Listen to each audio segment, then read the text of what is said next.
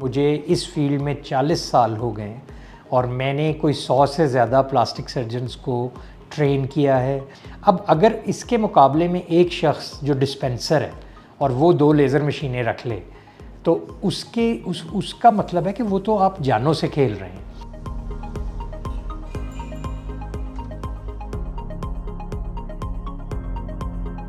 जो plastic surgery है ना जी, उसकी मुख्तलिफ वैराइटीज़ हैं, मुख्तलिफ ब्रांचेस हैं।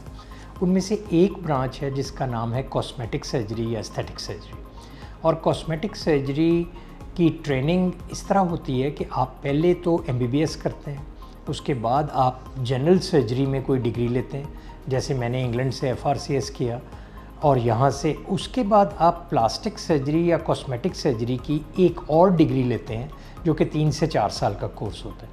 ऐसी सर्जरी में अगर आपके पास गलती की गुंजाइश बहुत थोड़ी होती है और इसमें परफेक्शन, इसको हम मिलीमीटर सर्जरी कहते हैं।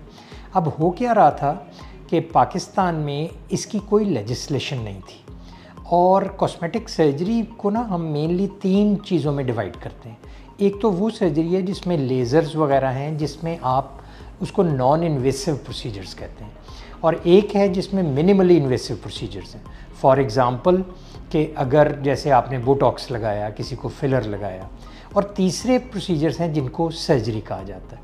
तो ये जो मिसकॉन्सेप्शन है कि PMDC ने कोई किसी किस्म का बैन लगाया है, ऐसी कतन कोई बात नहीं।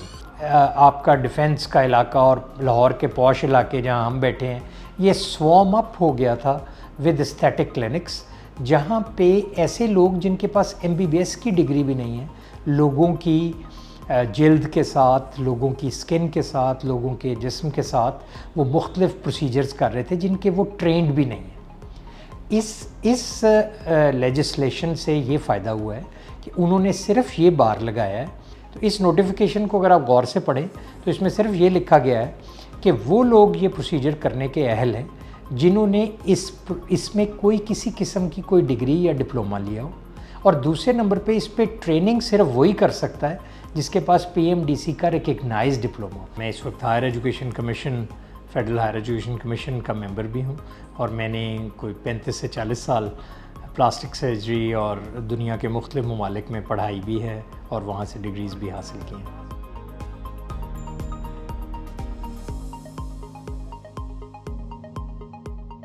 ख़वातीन ख़ास तौर पे उनसे मेरी यही दरख्वास्त है कि अगर आप कपड़ों का जोड़ा लेने या जेवर लेने के लिए 4 दुकानें घूम सकती हैं, तो अपनी जिल्द को कराने के लिए कम से कम एक पैरामीटर तो ये हो कि वो PMDC से रजिस्टर्ड डॉक्टर हो, प्रेफरेबली तो वो कहीं टीचिंग हॉस्पिटल में मुस्तनद प्रोफेसर हो या कहीं हो, और अगर वहाँ तक आपकी पहुँच नहीं है तो वो कम से कम PMDC से रजिस्टर्ड डॉक्टर हो, मुस्तनद डॉक्टर जिसको कहा जाता है। चूँकि ये सोशल मीडिया बहुत एक्टिव है, अब आप टिकटॉक पे अब आप चल रहे हों और वहाँ आपको खूबसूरत मॉडल्स की तस्वीरें आ रही हों, तो उसका एक नेगेटिव इफ़ेक्ट भी हुआ है।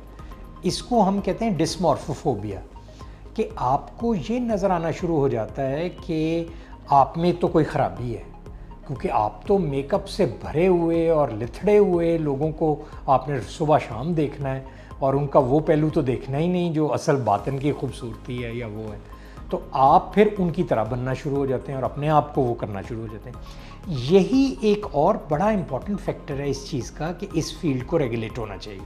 ये कौन डिसाइड करेगा कि आप अगर मेरे पास आई हैं तो क्या आपको इसकी ज़रूरत है कि नहीं है, और क्या आपको इस साइकोलॉजिकली डिस्टर्ब तो नहीं है।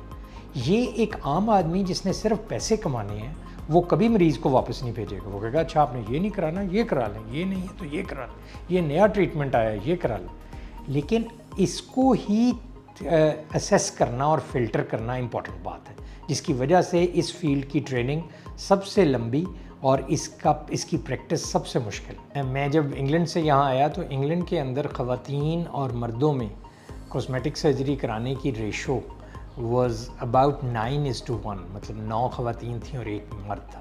जब मैं यहाँ आया तो पहले तो मुझे शौक़ लगा कि यहाँ मर्द और ख़वातीन में बराबर शौक़ पाया जाता है, या शायद उनका एक्सपोजर है और वो औरतों को बाहर नहीं निकलने देते, लेकिन इट वाज 50%। और आप हैरान होंगे कि जब मैं किंग एडवर्ड्स में रहा या शेख ज़ायद का चेयरमैन रहा या सर्विसेज में रहा, तो वहाँ हम मोस्ट मिज़रेबल क्लास से डील करते हैं। लेकिन शाम को हमारे क्लिनिक्स में, कॉस्मेटिक में, आपको ऐसे ऐसे लोग मिलते हैं जो मैंने कभी इंग्लैंड अमेरिका में भी नहीं देखे थे। उनको एक एक रिंकल की उनको परवाह होती है और उनको एक एक लुक, एक एक एक्सप्रेशन उनको होता है कि हमारा ठीक रहे। यहाँ हर क्लास के लोग आते हैं। ऑब्वियसली मेरे पास तो तकरीबन सब सेलिब्रिटीज़ आती हैं और पॉलिटिकल लोग और हर बंदा। वाना से एक खातून ने कोई मेरा यूट्यूब का देखा और उन्होंने अपनी बकरी बेची और अपने मियाँ को लेके पोटली बांध के और वो सीधा मेरे यहाँ पहुँच गई। उन्होंने कहा जी मैंने कहा जी ठीक है, आपका राइट है। उनका कोई बच्चों के बाद 7 बच्चे थे, उनका कोई पेट बड़ा हुआ था, तो वो कहते जी मैंने तो ये स्मार्ट करवाना है अपना आप को। तो मेरा ख्याल है इसका हक तो इंस्टिंक्टिवली हर बंदे का है। और हमारे यहाँ जैसे आपको पता है मुआशरती तज़ादात हैं, तो लाज़िम बात है ये it's not a surgery which is funded by health card और कुछ, ये आपकी विश की सर्जरी है। लेकिन क्लास यहाँ हर कोई आती है, लेकिन एलीट क्लास और सेलिब्रिटीज़ की तो ये ऑक्यूपेशनल ज़रूरत है।